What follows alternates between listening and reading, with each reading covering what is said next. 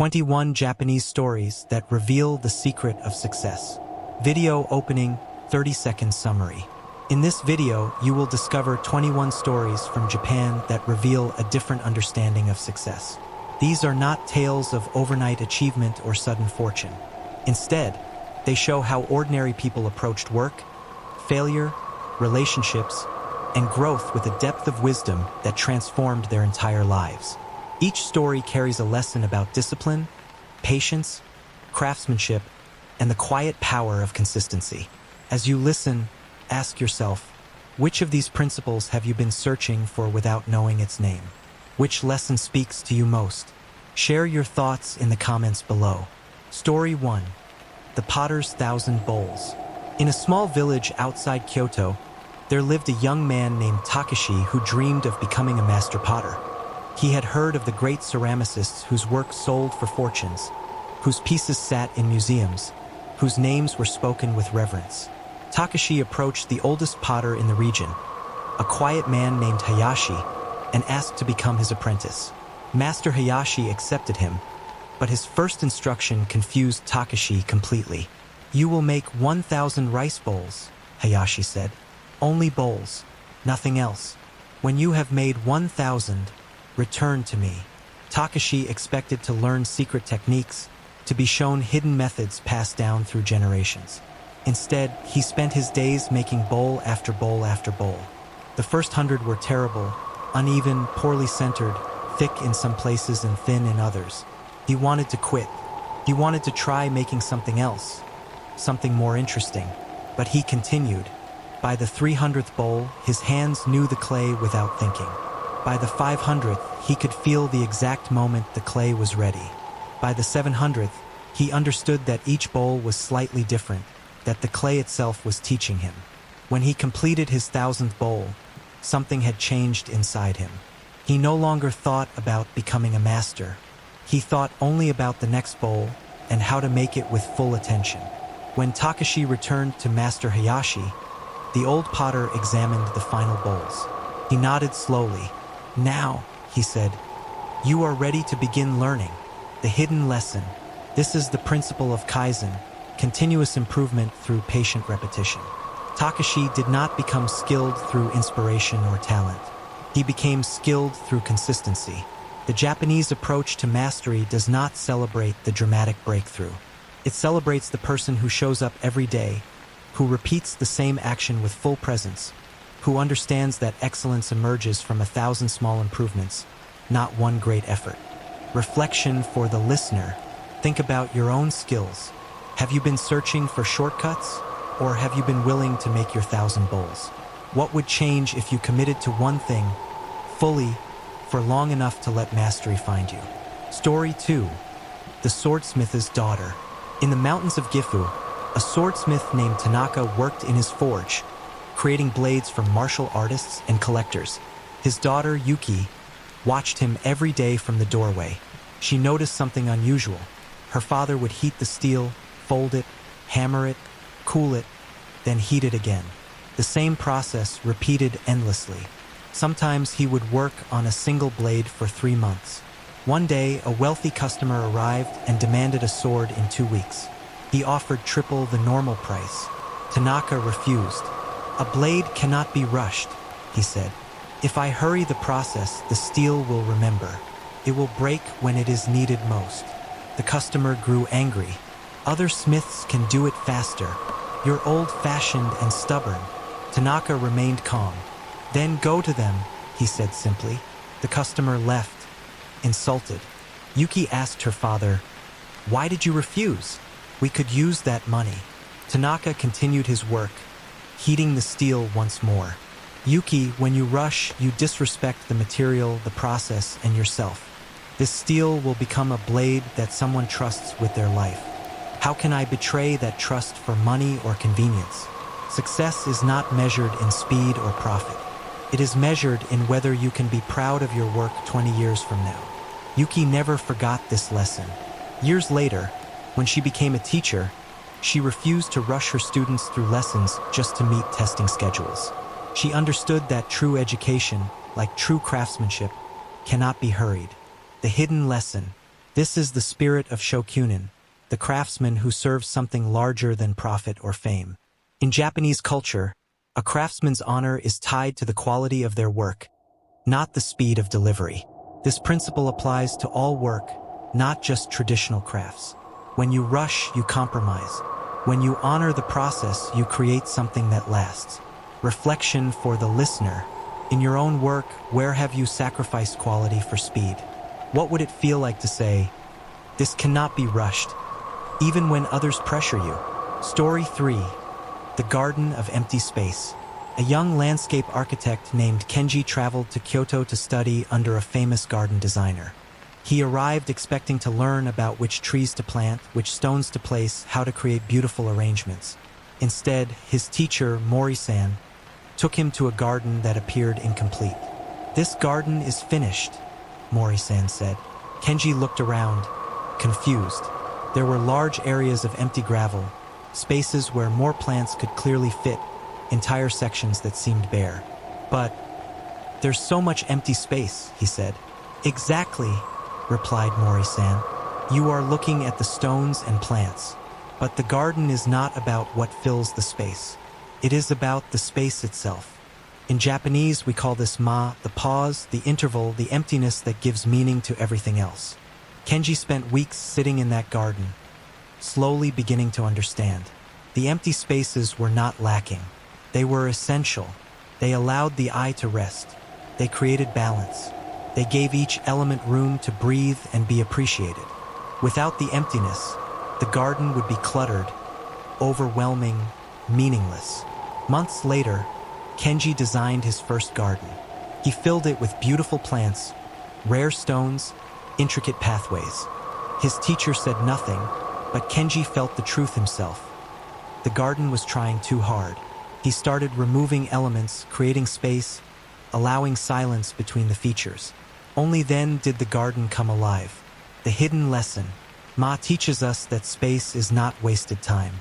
Rest is not laziness. Silence is not absence. In Western culture, success often means filling every moment with activity, every schedule with appointments, every conversation with words. The Japanese understanding is different. The pause is where meaning lives. The space between actions is where wisdom grows. Reflection for the listener. Look at your own schedule, your own life. Where have you eliminated all the empty space? What would it mean to honor the pauses as much as the actions? Story 4. The Fisherman Who Caught Nothing. In a coastal village, there was an old fisherman named Ito who went out to sea every morning before dawn. Some days he caught fish. Many days he caught nothing. Yet he never seemed discouraged, never complained, never stopped going. A young man from the city, visiting the village, watched Ito return empty-handed 3 days in a row. On the fourth morning, the young man asked, "Why do you keep going out when you catch nothing? Isn't it frustrating? Don't you want to quit?" Ito prepared his nets carefully, his movements practiced and calm. "I do not go out to sea to catch fish," he said. "I go out to sea to be a fisherman. Some days the sea gives, some days it does not. But I am a fisherman every day, whether I catch something or not." The young man didn't understand. "But if you don't catch fish, you've wasted your time." Ito smiled. "Have I? I practiced my knots. I read the water. I watched the birds. I felt the wind. I honored my work by showing up. The catch is a gift, not the purpose. If I only went out on days when I knew I would catch fish, I would never go out at all." The hidden lesson. This is the principle of Gambaru: to persist, to endure, to show up regardless of immediate results. Success in Japanese philosophy is not measured by outcomes alone. It is measured by effort, dedication, and the dignity of continuing even when results are uncertain. The fisherman understands something profound. Identity comes from what you do, not what you achieve. Reflection for the listener. How many times have you quit something because you didn't see results fast enough? What would change if you measured success by consistency rather than outcome? Story 5. The Student of Silence. A young business graduate named Hiro joined a traditional company in Tokyo. He was bright, educated, full of ideas. In his first meeting, he noticed several problems in the company's approach and spoke up immediately, offering solutions, questioning decisions, proving his intelligence. After the meeting, his supervisor, Nakamura-san, asked him to stay. "Hiro-san," he said quietly, "you have much knowledge, but you have not yet learned to listen." Hiro felt defensive. "But I was contributing. I was trying to help." Nakamura-san nodded. "You spoke 12 times in that meeting. How many times did you hear what was not being said? How many times did you notice who remained silent? How many times did you create space for others to share their wisdom?" For the next 6 months, Nakamura-san gave Hiro a practice. In meetings, he could only speak twice, and only after at least 5 other people had spoken. It was torture for Hiro. He had so many ideas, so many solutions, but as he practiced silence, something shifted. He began to hear hesitation in people's voices that revealed doubt. He noticed when someone had an idea but lacked confidence to share it.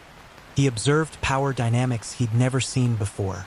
Most importantly, he realized that his quick solutions often ignored complexity that others understood but hadn't explained.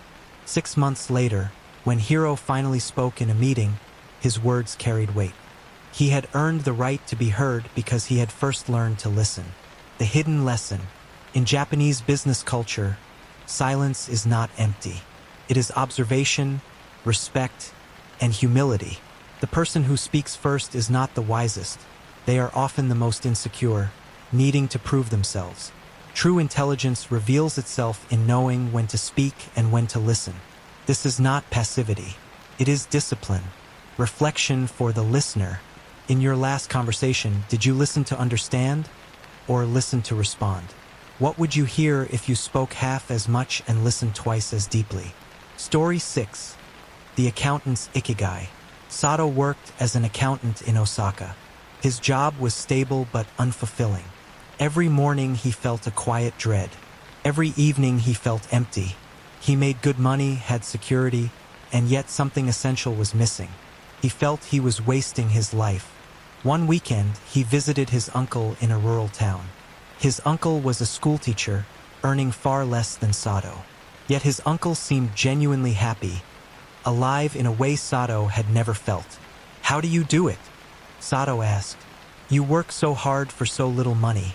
Aren't you frustrated?" His uncle considered the question carefully. "I teach mathematics to children who struggle. When a student finally understands, when I see their face change from confusion to clarity, I feel that I have done something that matters. This is my Ikigai, my reason for waking up. It is not about money. It is about meaning." Sato realized he had been measuring success entirely wrong. He had chased salary, title, security, all external markers. But he had no Ikigai, no sense of purpose that made his work feel meaningful. Over the next year, Sato made a difficult choice. He took a lower-paying position at a nonprofit that helped small businesses with financial planning. His apartment got smaller. His car got older. But every day, he helped people who genuinely needed his expertise. For the first time, he understood what his uncle meant. He had found his reason for being. The hidden lesson. Ikigai is the intersection of what you love, what you're good at, what the world needs, and what you can be rewarded for. But the Japanese understanding emphasizes the third element, contribution. Success without meaning is hollow. Money without purpose is empty. The question is not, what do I want? But, what can I offer that matters? Reflection for the listener. What is your Ikigai? If you removed money from the equation, what work would still feel meaningful? What contribution would make you feel that your life has purpose? Story 7. The Calligrapher's First Stroke. A calligraphy student named Aiko spent hours practicing characters. She would write the same character 50 times, trying to achieve perfect form. Her teacher, Sensei Yamamoto, would examine her work and say only, "Again." After months of this, Aiko grew frustrated. "Sensei, I've written this character 1,000 times. When will it be good enough?" Yamamoto held up one of her recent attempts. "Look at this stroke. Tell me what you see." Aiko looked. It was a good stroke, clean and confident. "I see a stroke that is technically correct," she said. "Yes, Yamamoto agreed. Technically correct, but does it breathe? Does it have life? Or did you make it while thinking about the next stroke? About finishing? About being good enough? Aiko fell silent. She realized the truth. She had been practicing with divided attention, always thinking ahead, never fully present with the stroke she was actually making. Yamamoto continued, "In calligraphy, there is a saying, 1 stroke, 1 life. Each stroke is complete in itself. It is not a step towards something else. It is the entire universe in that moment. When you write with this understanding, even a simple line contains everything." From that day forward, Aiko practiced differently. She wrote slowly, giving each stroke her complete attention. She stopped counting how many times she'd practiced. She stopped worrying about improvement. Paradoxically, her skill grew faster than it ever had before. The hidden lesson: this is the practice of being fully present. In Japanese arts, whether martial arts, tea ceremony, or calligraphy, the goal is not to finish or to perfect. The goal is to be completely in the moment, giving your full attention to what is happening now. Success comes not from thinking about success, but from disappearing into the action itself. Reflection for the listener: when was the last time you did something with your complete attention? How often are you truly present, rather than thinking about what comes next? Story 8. The Carpenter's Apprentice. Young Daiki became an apprentice to a master carpenter named Fujimoto. He expected to learn advanced joinery techniques, to build beautiful furniture, to work on important projects. Instead, his first assignment lasted 6 months. He was to sharpen tools. Every day, Daiki sat with whetstones and sharpened planes, chisels, saws. He found it tedious, boring, beneath his abilities. Finally, he complained to Fujimoto, "When will I actually build something? I didn't become an apprentice to sharpen tools." Fujimoto picked up a chisel Daiki had sharpened. He tested it on a piece of wood. The cut was rough, uneven. "You think sharpening is preparation for real work," Fujimoto said. "But sharpening is the real work. A carpenter who cannot properly sharpen his tools will never create anything excellent. The quality of what you build is determined by the quality of your tools. And the quality of your tools is determined by the care you give them." He handed Daiki the chisel back. "Sharpen it again. This time, understand that you are not preparing to be a carpenter. You are a carpenter, and this is carpentry." Daiki finally understood. He stopped resenting the task. He studied the angles, the pressure, the feel of the blade against the stone. 6 months later, when Fujimoto finally let him work on his first project, Daiki's cuts were clean, precise, effortless. His tools obeyed him because he had learned to respect them. The hidden lesson: there are no unimportant tasks. The person who believes some work is beneath them has not yet understood what mastery means. In Japanese craftsmanship, every element of the process is sacred. The way you prepare is the way you perform. If you rush through preparation, believing the real work comes later, you will never be excellent at anything. Reflection for the listener: what tasks do you rush through or resent because you think they're not important enough? What would change if you treated every task as essential? Story 9. The Chef's Single Dish. In Kyoto, there was a small restaurant that served only one dish: grilled mackerel with rice. The chef, Ono-san, had been making this same meal for 37 years.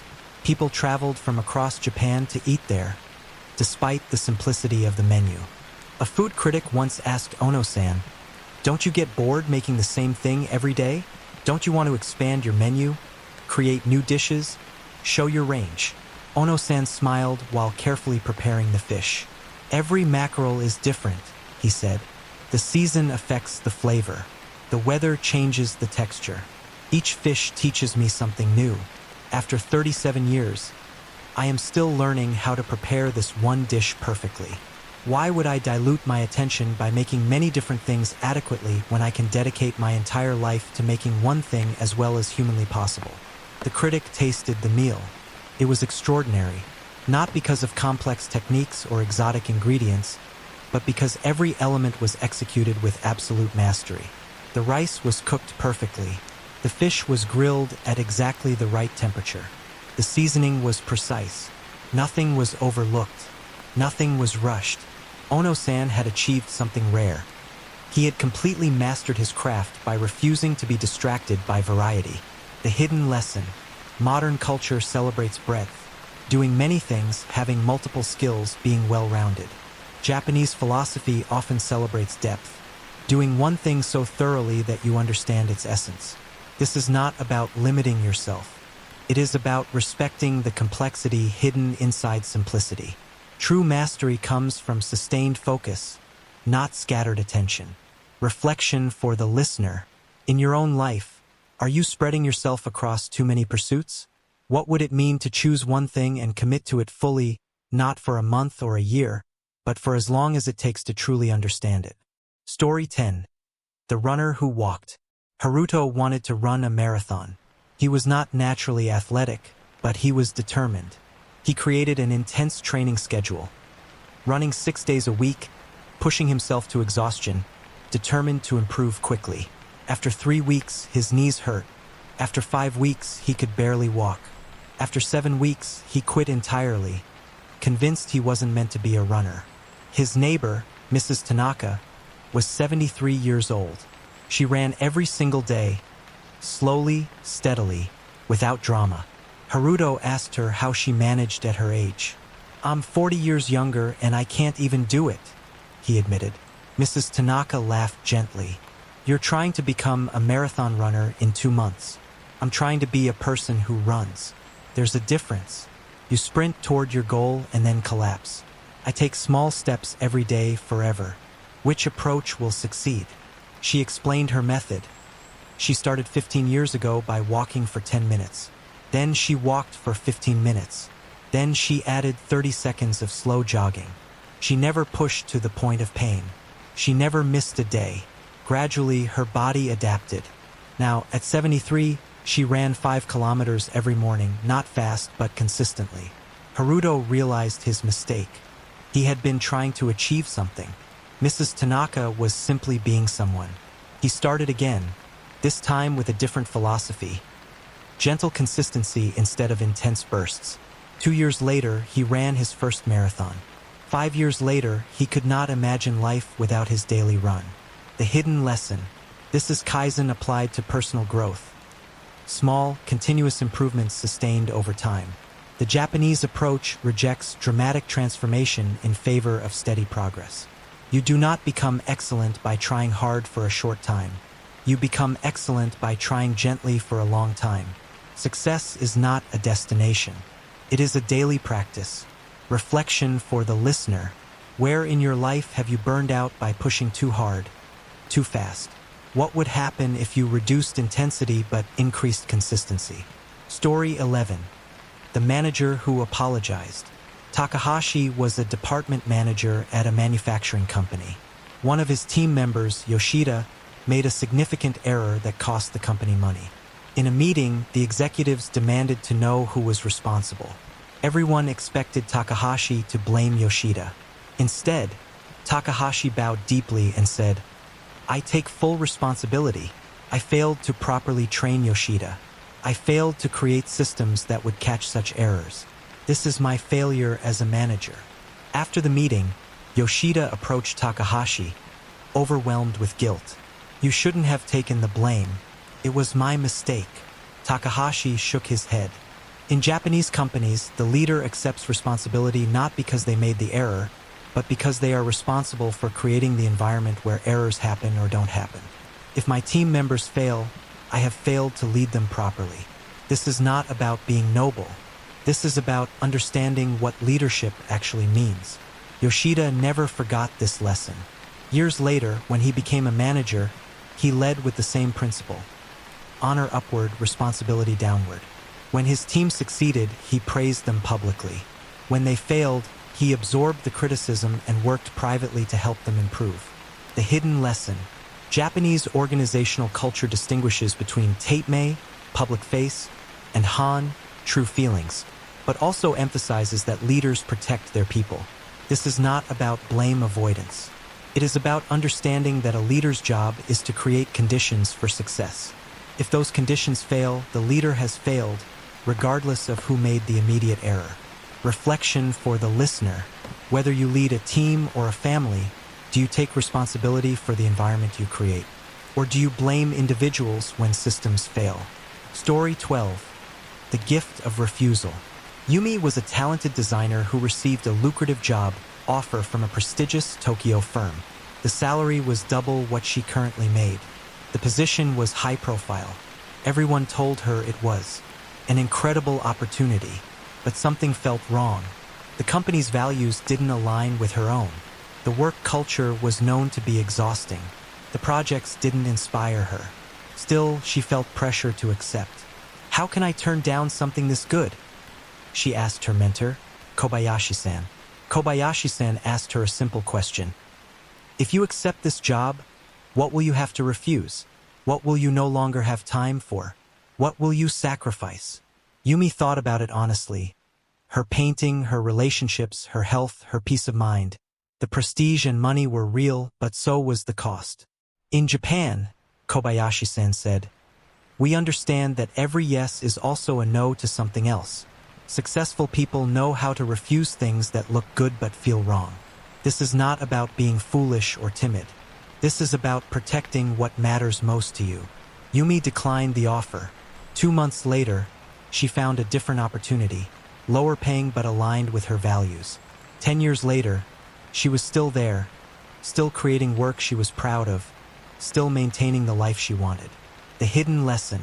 The Japanese concept of enryo, restraint, holding back, is often misunderstood as passivity. But it is actually a form of wisdom. Knowing when to say no protects your ability to say yes to what truly matters. Success is not about accumulating every opportunity.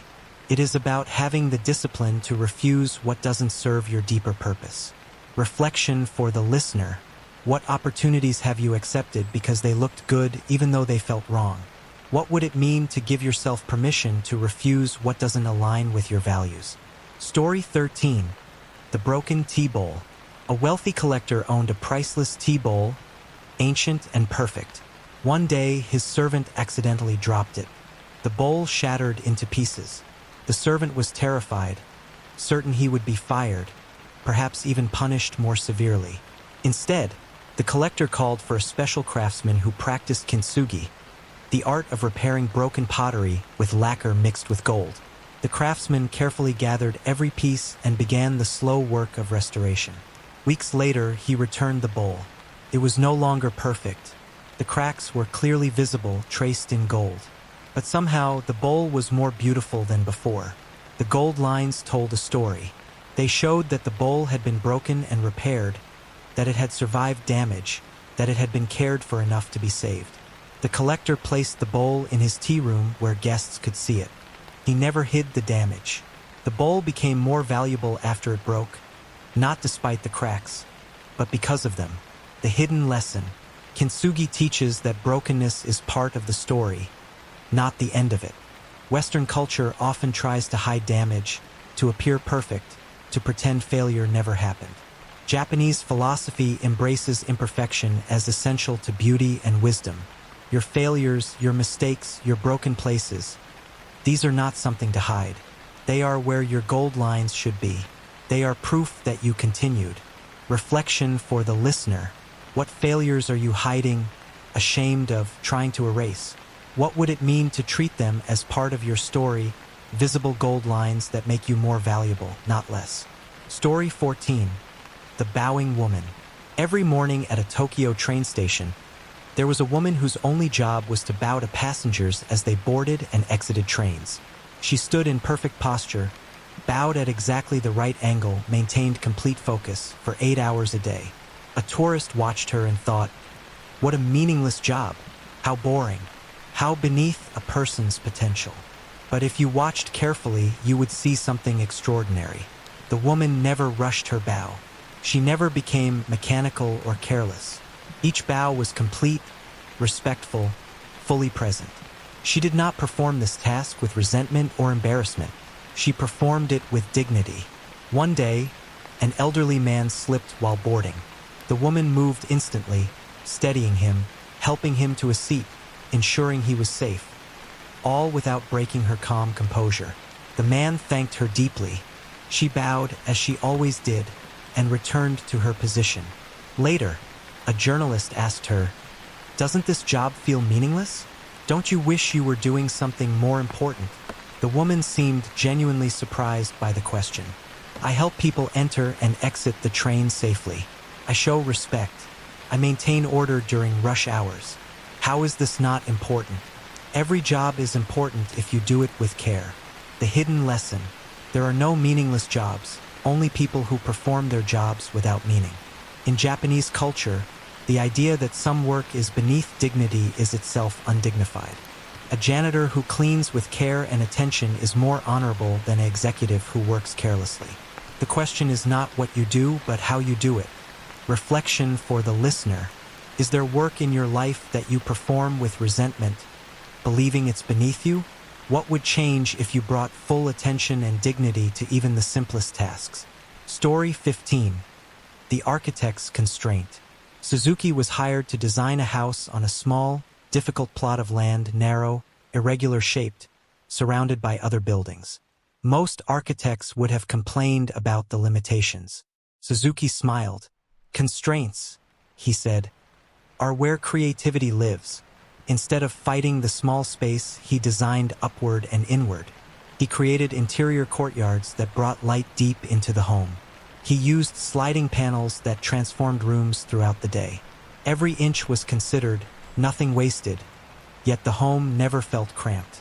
When people visited, they marveled at how spacious it felt despite its small size. "How did you do this?" they asked. Suzuki explained, "If I had unlimited space, I would have created something ordinary. The limitations forced me to think carefully about what was truly necessary, what could be eliminated, how each element could serve multiple purposes. Without constraints, I would have been lazy. The difficulty made me better." The hidden lesson: Western thinking often sees limitations as obstacles to success. Japanese philosophy sees limitations as teachers. Wabi-sabi, the aesthetic of imperfection and incompleteness, emerges from constraints. When you have fewer resources, less time, smaller space, you cannot be lazy. You must be thoughtful.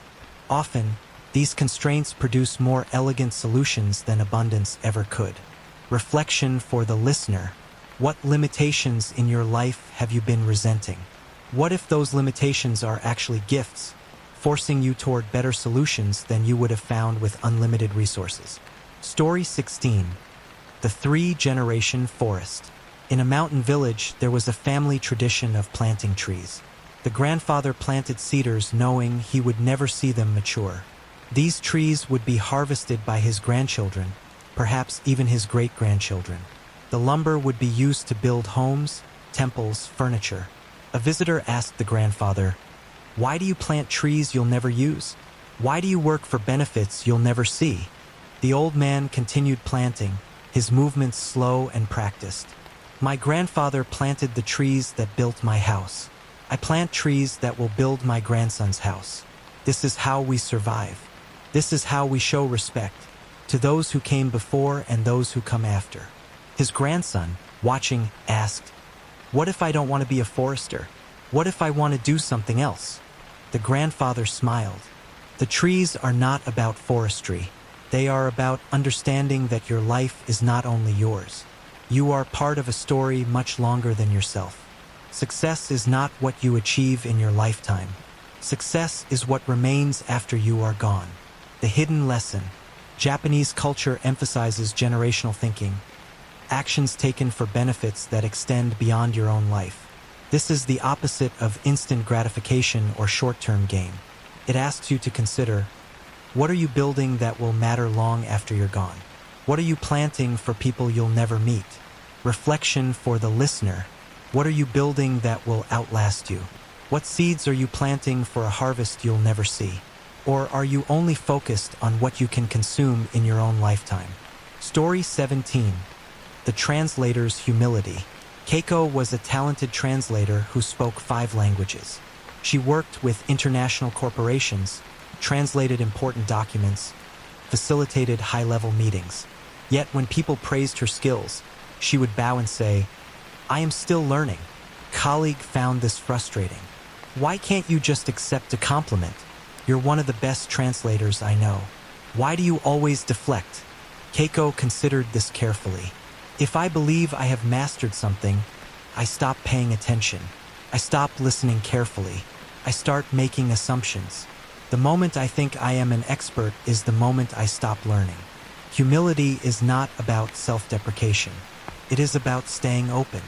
Years later, that same colleague watched Keiko work with a native speaker who corrected one of her translations.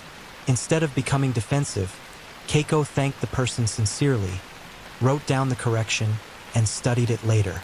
"See," she said to her colleague, "still learning.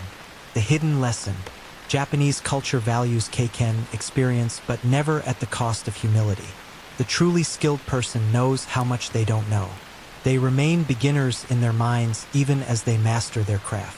This is not false modesty. It is the understanding that the moment you stop being a student, you stop growing." Reflection for the listener. In what areas of your life have you stopped learning because you think you already know enough? What would it mean to remain a beginner, even in your areas of expertise? Story 18. The Merchant's Patience. Takeda ran a small shop selling handmade goods. One year, tourism dropped. Sales fell dramatically. Friends advised him to lower prices, to sell cheaper imported items, to adapt quickly to survive. Takeda refused. "If I lower my quality," he said, "I will lose the only thing that makes my shop valuable. I will become ordinary, competing with thousands of other shops. Instead, I will wait. I will maintain my standards. I will trust that people who value quality will return." The year was difficult.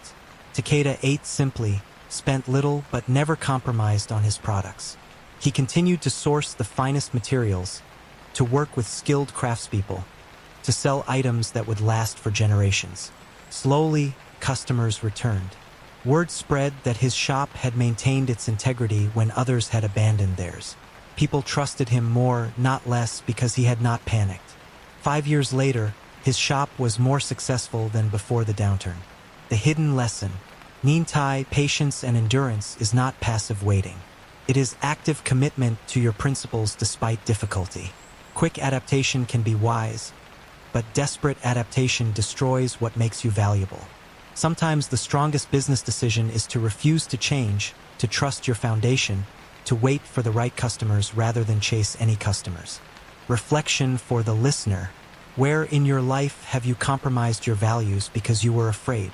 What would it mean to trust your foundation and wait, even when it's difficult? Story 19. The Doctor's Question. Dr. Matsuda worked in a busy hospital. One day, a pharmaceutical representative offered him money to prescribe their company's medication. The payment was legal, classified as a consulting fee. Many doctors accepted such arrangements. Matsuda refused. The representative seemed confused. "It's completely ethical," he said. "Everyone does it." Matsuda replied, "I have a simple test for every decision I make. Can I look at my reflection and feel no shame? If I take your money, I will wonder every time I prescribe your medication, am I doing it because it's best for the patient or because it's financially beneficial to me? I will never know for certain. That doubt will corrupt my judgment forever. No amount of money is worth losing the ability to trust my own decisions." The hidden lesson. Japanese culture speaks of haji, shame, not as punishment but as an internal compass. The question is not, what can I get away with? But, can I maintain self-respect? This is not about external rules or reputation. It is about being able to face yourself with honesty. Success that requires you to compromise this internal integrity is failure, regardless of how it appears to others. Reflection for the listener. What decisions have you made that you can't quite look at directly? What compromises have left you unable to fully respect yourself? What would it cost to live in a way where you never have to avoid your own reflection? Story 20. The Gardener's Seasons. Ito was a temple gardener who tended the same grounds for 40 years. In spring, he planted. In summer, he maintained. In autumn, he prepared for winter. In winter, he planned for spring. The cycle repeated year after year. A young visitor asked him, "Don't you ever want to see the results of your work?" Don't you want to complete something and move on to something new? Ito gestured to the ancient trees, the moss-covered stones, the carefully tended paths. This garden has been tended for 300 years. When I am gone, someone else will tend it. I am not completing the garden. I am participating in its continuity. I plant trees I will never see fully grown. I maintain stones placed by gardeners who died before I was born. This is the work. He paused, pruning a branch with careful precision. The Western mind wants beginnings and endings, completion and achievement. The Japanese mind understands that the most important work is never finished. Continues. Your task is not to finish it, but to do your part with complete attention, then pass it to the next person.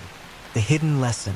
Eternal practice is the understanding that life is not a series of projects to complete, but a continuous engagement with what matters. You do not finish being a parent, a craftsman, a teacher, or a human being. You practice these roles every day, knowing the work continues beyond you. Success is not completion. Success is faithful participation in something larger than yourself. Reflection for the listener. What are you trying to finish that might be better understood as a continuous practice? What would change if you stopped trying to complete things and instead focused on faithful participation? Story 21. The Ordinary Day. There was a man named Tanaka who lived a life that appeared unremarkable. He worked as a librarian. He lived in a modest apartment. He had no great achievements, no fame, no wealth. Yet people who knew him spoke of him with deep respect. A journalist, writing about exceptional people, asked Tanaka's colleagues why they held him in such regard. What had he accomplished? His colleague, Mrs. Kimura, thought carefully before answering. Tanaka-san comes to work every day on time. He treats every book as if it is precious. He helps every visitor as if they are the most important person in the world. He has worked here for 32 years and never once complained, never once cut corners, never once treated his work as beneath him. He lives with complete integrity in all things, no matter how small. Is this not extraordinary? The journalist pressed. But what has he achieved? Mrs. Kimura smiled. He has achieved being fully human. He has perfected the art of living well in ordinary moments. Most people spend their lives chasing extraordinary achievements while performing their daily tasks carelessly. Tanaka-san has understood that life is the daily tasks. Mastery of the ordinary is the highest achievement. The hidden lesson. Japanese philosophy teaches that the pursuit of greatness often blinds us to the sacredness of ordinary moments. You will spend far more of your life doing simple tasks than achieving grand goals. If you cannot bring excellence to the everyday, your great achievements will be hollow. True success is not measured by your best moments, but by your typical ones. Reflection for the listener. How do you treat the ordinary moments of your life? Are you rushing through them, waiting for something important to happen? Or are you understanding that they are your life, deserving of your full presence and care? Conclusion. The path that has no end. You have heard 21 stories. Not one of them promised quick success, instant transformation, or easy answers. This is not an accident. This is the truth. The Japanese understanding of success is not about reaching a destination. It is about becoming the kind of person who walks the path with integrity, attention, and endurance. It is about understanding that mastery is a daily practice, not a final achievement. It is about learning to find meaning in repetition, beauty in imperfection, and strength in humility. These stories teach us that success is not loud. It does not announce itself. It does not demand recognition. True success is the potter who makes their 1,000th bowl with the same care as their first. It is the gardener who tends trees they will never see mature. It is the carpenter who sharpens tools no one else will notice. It is the teacher who shows up every day, the fisherman who goes to sea regardless of the catch, the person who bows with full attention even when no one is watching. The secret is this: there is no secret. There is only the choice made every day to do your work with complete presence, to honor the process more than the outcome, to measure success not by what you achieve, but by who you become in the pursuit. Most people wait for the perfect moment, the ideal conditions, the guaranteed outcome. They wait their entire lives. The Japanese approach is different. You begin now with what you have where you are. You commit fully to one thing. You practice with patience. You accept that mastery takes time. You honor both your effort and your limitations. You understand that the path itself is the destination.